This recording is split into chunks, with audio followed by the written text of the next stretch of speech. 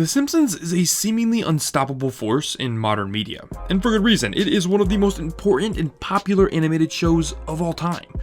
But with the show's quality shifting so much over the years, it's easy to wonder, what is it that makes the show so special? Or really, what it is when it's at its very best. With some shows, identifying what exactly that is can be extremely difficult, but The Simpsons, well, it's not. So I wanted to look at what it is that makes a perfect Simpsons episode, and I think there's one episode that typifies everything that works when it comes to the citizens of Springfield.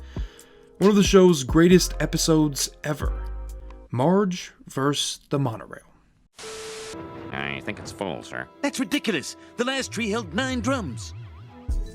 Marge vs. the Monorail sits comfortably in the middle of Season 4, a season that creator Matt Groening and the writers have cited as the moment the show really started to hit its stride. As Adam Frucci of Vulture pointed out, this particular episode was a turning point. Mr. Burns is caught storing nuclear waste across Springfield and fined $3 million by the city. Now, the citizens have to decide how to spend that money, and from there things go dramatically off the rails. The Simpsons was conceived as an animated satire of that generation's family-friendly sitcoms. It was built to be relatively grounded, to take real life and animate it while amping up the characters, not necessarily the situations. But slowly the writers realized that maybe it's better to embrace the absurd and the freedom of animation. That's the first thing Marge vs. the Monorail nails. It is an exercise in animated liberty. Whether it was Bart using robot ants to destroy the school, Homer creating a fire pothole quickly filled with a popcorn truck, or the cowboy lassoing finale, there is a lot of animated and visual creativity here. This was a show that was beginning to let itself open up. The plot of a World's Fair-esque salesman selling the people of Springfield a $3 million monorail with a giant kind of awesome musical number and Homer's role as a train's conductor make for some of the most imaginative moments in the early seasons. Mr. Burns could use a grappling hook to get out of City Hall. There could be a Mongolian VR headset. Every moment felt like skipping through fever dreams. And it managed to stretch that leash while still retaining the identity of The Simpsons, which is important. And while the most important part of that identity, the episode also nailed. Homer, there's a man here who thinks he can help you. Batman? No, he's a scientist. Batman's a scientist. It's not Batman. Marge vs. the Monorail is one of the most densely packed episodes of The Simpsons ever written, and that packing is made up of jokes. This is easily one of the funniest, most quotable episodes of The Simpsons ever created, and the quicker the gags, well, more often than not, the better the episode of The Simpsons you get.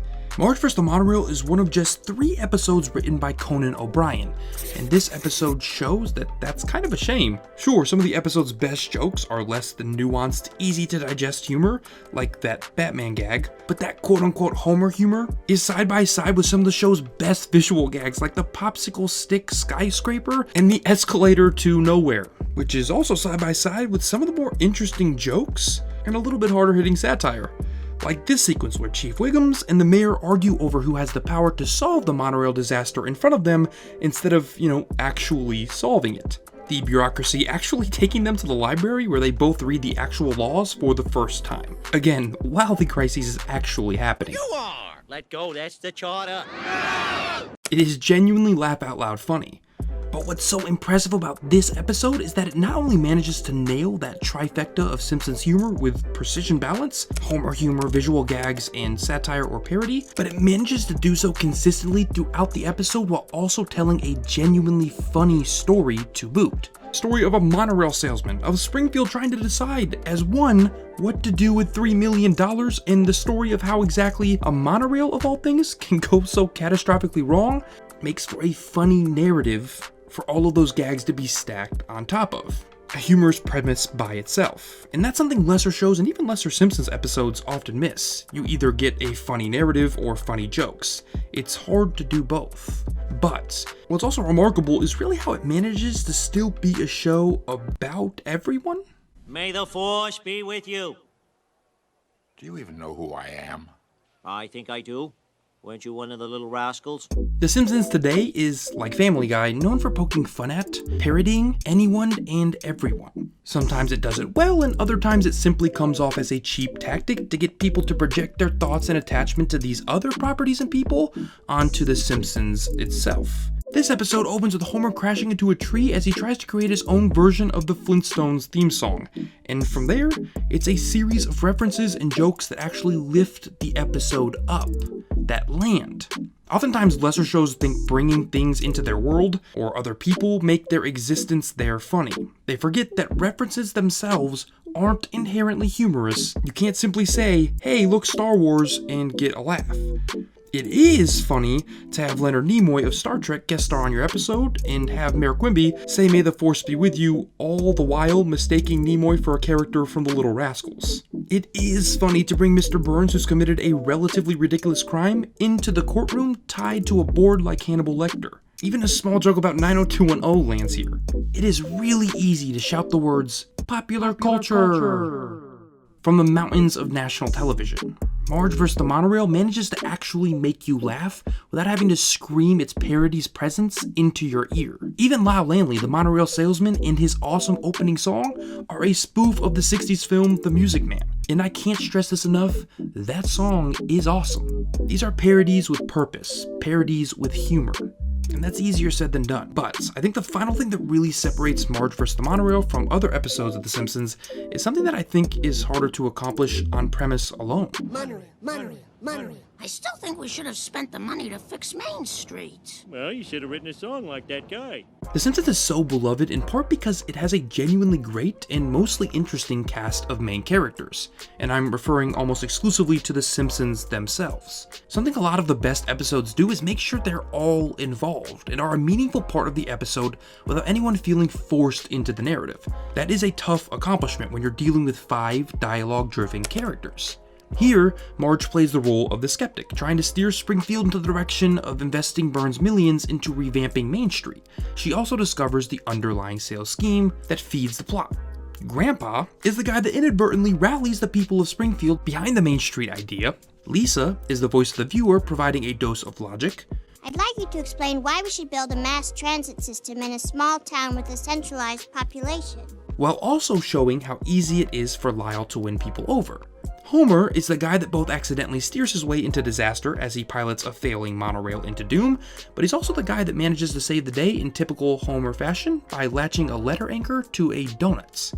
And Bart is the guy who helps Homer train for his conductor test, actually bonds with his father, and provides the emotional payoff moment when Homer looks at his son after their bonding and decides not to use him as the anchor to stop the train. Seriously, as ridiculous as that sounds, that moment kinda hits. Marge vs. the Monorail uses all of the Simpsons in all their glory to service the story and the jokes, each of them individually. And that's a tough balance. It's hard for any show to bring 5 characters together and have them be functional and enjoyable to watch in a single episode. But here, not only is that accomplished, but it helps create a standout 22 minutes of television. You know, a town with money's a little like the mule with a spinning wheel. Marge vs. the Monorail may or may not be the best episode of The Simpsons. I think there's probably 5 or 6 others you could argue are just as good, if not maybe even better. But what this episode is a perfect Simpsons episode. It is everything that makes the show so great. It's everything that's given the show its longevity and its place in pop culture. It is immaculate. The Simpsons has changed since then. I wrote about that a couple months ago, but there isn't a day that goes by where I can't think of an episode worth recommending to someone. It may not be what it once was, but episodes like Marge vs. the Monorail still feel timeless. Even today, you don't need to be a rocket scientist to see what makes this show so special. Batman's a scientist. It's not Batman. Well guys, that is it for today's episode of Nerdstalgic. If you enjoyed this video, press the like button down below. If you haven't yet done so, press subscribe as well. That'll make sure you don't miss anything I put out. Also, next to the subscribe button is a little bell. Press that bell to make sure you're actually notified when I upload, so hit subscribe and the little bell. And now, really quickly, today's video is sponsored by ExpressVPN, a product I have a lot of experience with and absolutely love. A VPN is a service that encrypts the data you're sending across the internet. Not only that, but it masks your IP, essentially protecting you from things like data selling, hackers, password crackers, but most importantly, it gives you privacy while you're browsing the web. ExpressVPN is routing you through thousands of servers, hiding your real IP address, allowing you to browse anonymously. As I've experienced myself, it has the fastest speeds, much faster than some of the other VPN providers I've used, 24/7 customer support, it's super easy to use, and they're also the #1 rated VPN by TechRadar, CNET, The Verge, and a lot of other outlets. I've used it for months now. I love it. Find out how you can get 3 months free by clicking the link in the description box below, expressvpn.com/nerdstalgic, and also clicking down below helps me out. I hope you guys are enjoying this new perfect episode series. If you like it, let me know down in the comments if you want to see me keep doing it. And finally, as always, on your screen right now are 2 more episodes of Nerdstalgic. You can click on either of those to see what I've done recently, and hopefully I will see you guys in the next video.